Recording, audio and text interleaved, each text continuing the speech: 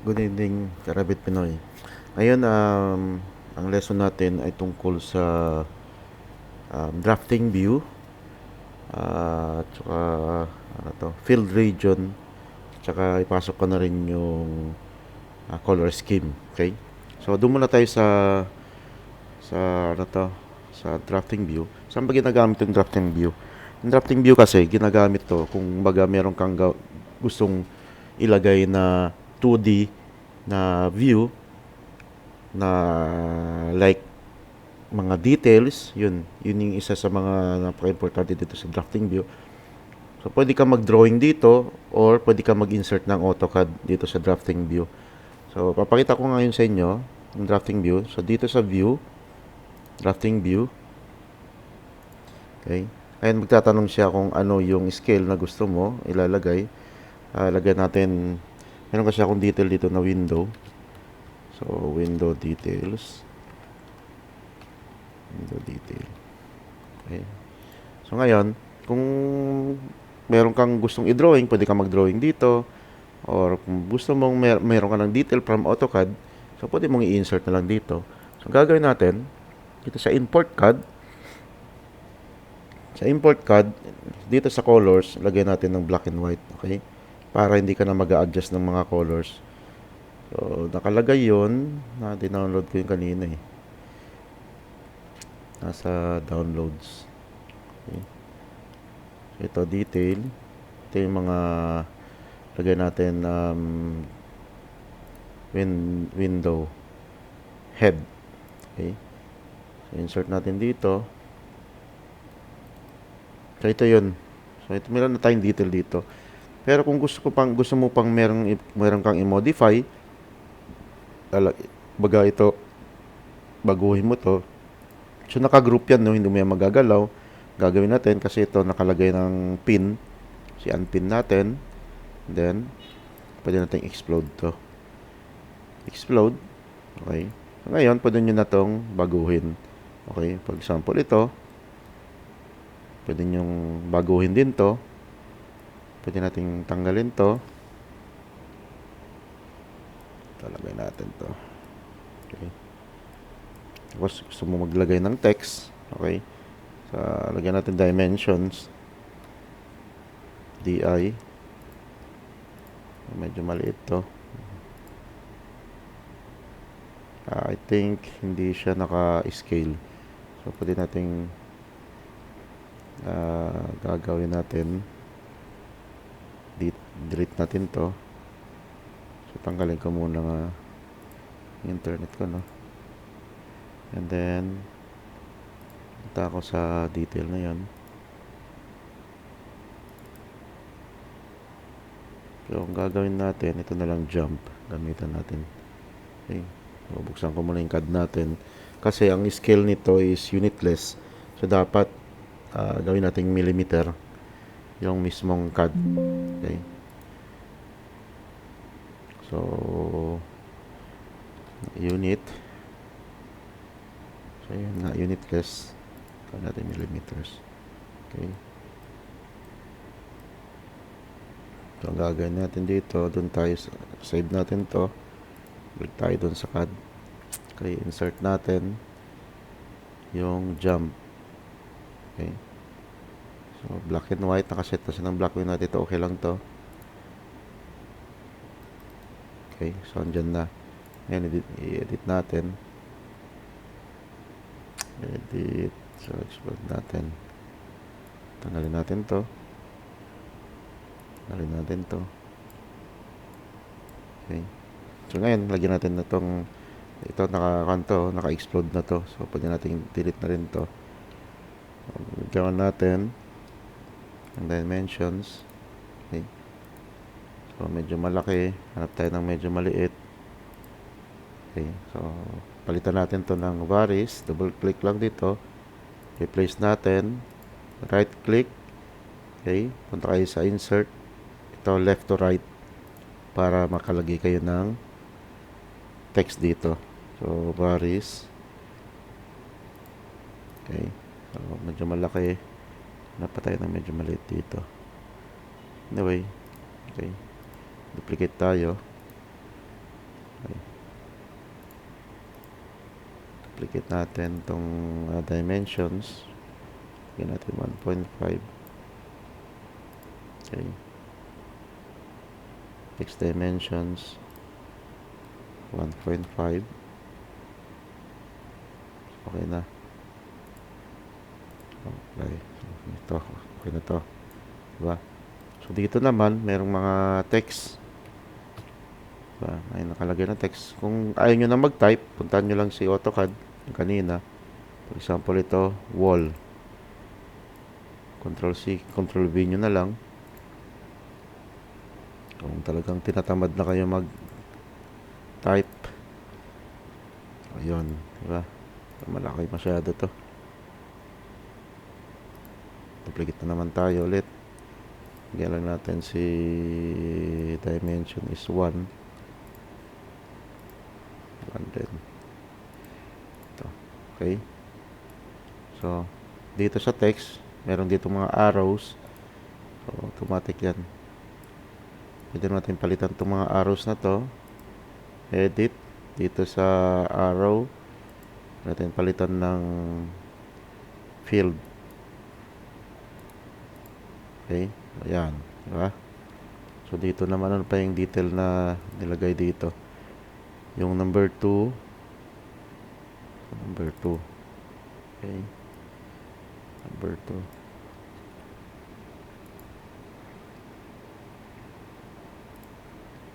Text naman tayo ulit. Text. Pwede nyo copyahin to or pwede kayong gumawa ng text ulit. TX. Blue nyo lang para magkatapat. Oh. So, ito. Okay. Paste nyo lang yung ginawa nyo. Backspace. Backspace, backspace. Okay. So, pwede nyo naman itong i-drag para lumiit siya. Okay. Then, arrow. Ganon. Dito siya. So, ganun lang paggawa ng text, no? Itong detail na to. Ito, delete na lang to. Ating kailangan to. Delete natin to. Ito, pwede natin palitan to ng text. Okay. Match properties na lang natin to. MA. Para madali. Okay. So, ngayon, for example, hindi mo to gusto, ito yung tinatawag na field region. Kumbaga sa CAD is hatch. So, ang field region is pwede mo mag-command ng, kasi ako nakakommand ako ng, dito sa field region, ako ginawan ko ng command na FFF ba yun? Yung tatlong F. So, field region yan, no? So, yun yung hatch. Or, dito naman sa view, hindi, sa architecture ata yun. Hindi ko kasi kabisado si field region, no? Yan. Ito, di ba nakakuman akong FFF. Dito sa annotate region, pwede nyo lang piliin to. So, pag nag-click kayo ng field region, yan, di ba? Kasi earth to. Pakita ko lang sa inyo, no? Yan. So, yan si earth. So, pwede nyo rin palitan yan. Di ba? So, once meron na kayong dito na, ito, pag click natin to, pwede nyo i-edit yan, no? Or pwede nyo ilagay doon sa meron man kayong nagawa ng ano to, nagawa ng field region. Kung wala, gagawin nyo, edit, duplicate nyo na lang, tapos lagyan natin black wall. Okay? Tapos, palitan natin dito ng ano yung hatch gusto mo. Sa drafting tulad nito. Okay, medyo palitan natin ng medyo gray, wag dark. Okay, so meron ka ng field region. So ito yung field region na ginagawa, ito yung hatch dito. Okay, so once may detail ka na, andito lang yan siya. Saan ka na details? Nasa drafting siya, under. Okay, punta tayo sa detail, drag na natin to. Okay, so medyo maliit. Palitan natin ng scale. Is to 5. So, yun, meron ka ng detail. Ano? So, ngayon, pwede mo nang gamitan ng yung sinasabi ko sa inyo na detail to.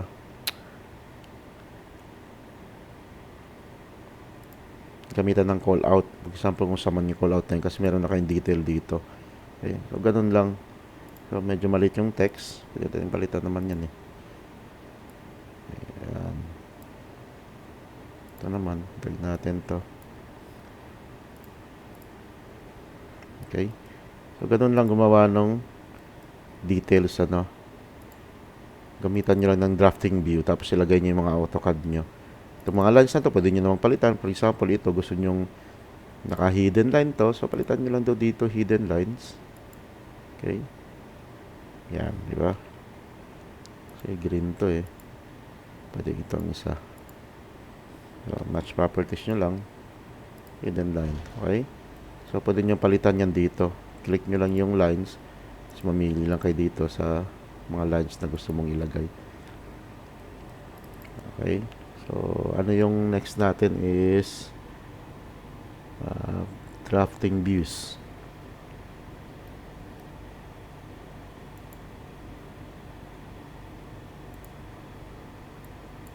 Ano yun? Drafting view. Ano yung call out.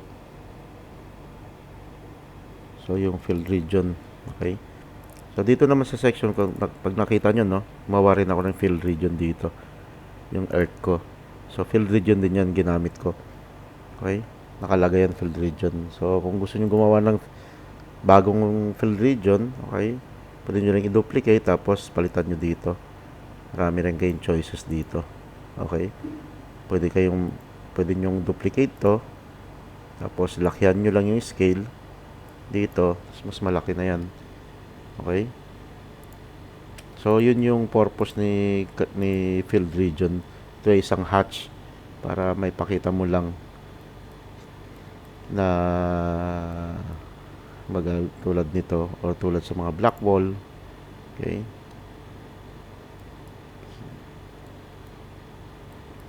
So, ngayon naman, punta tayo dun sa color scheme. Sa color scheme kasi, for example, gusto mo lang mapakita na ma-highlights itong every room na meron siyang kulay. Yung iba, gumagamit din sila ng field region. Okay? Lagyan natin isa. Kaso isa-isahin mo yun. Gawa ka ng field region, tapos lagyan natin kitchen. Duplicate tayo. Kitchen. And dining. Tapos, gamitan mo dito ng solid.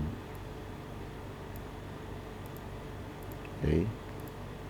Tapos, mamimili ka ng mga kulay.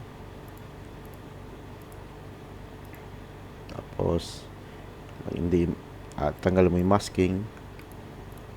So, pwede kang maglagay dito. Okay. Yan. So, ngayon, meron ng kulay yung rooms mo, no? Pwede mo rin lagyan to isa-isa. So, meron siyang automatic na color scheme si Revit. Okay.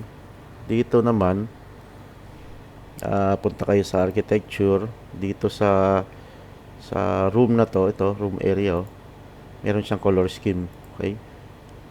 So, ngayon, gagawa tayo ng bagong color scheme. Okay.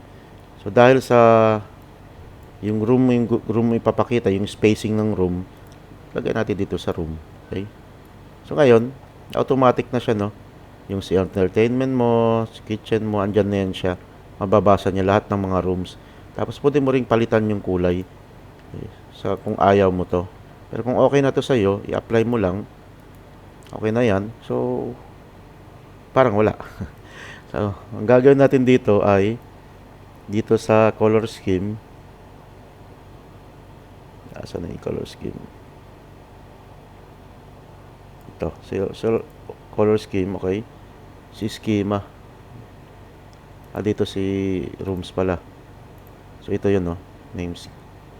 So, pwede naman lagay mo na room names. Okay? Apply natin. Ngayon, meron ka ng kulay sa mga rooms mo. So, kung hindi ka kontento dun sa, hindi mo gusto yung kulay, pwede mo nang palitan yun eh.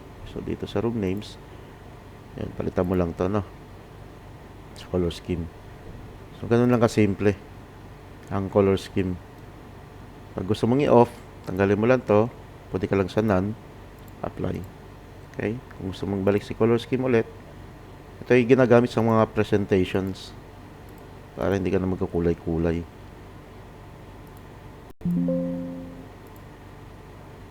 Okay? Room names. Okay? So, once andyan na yan, meron tayong legend, ano? Alam ko meron tong legend.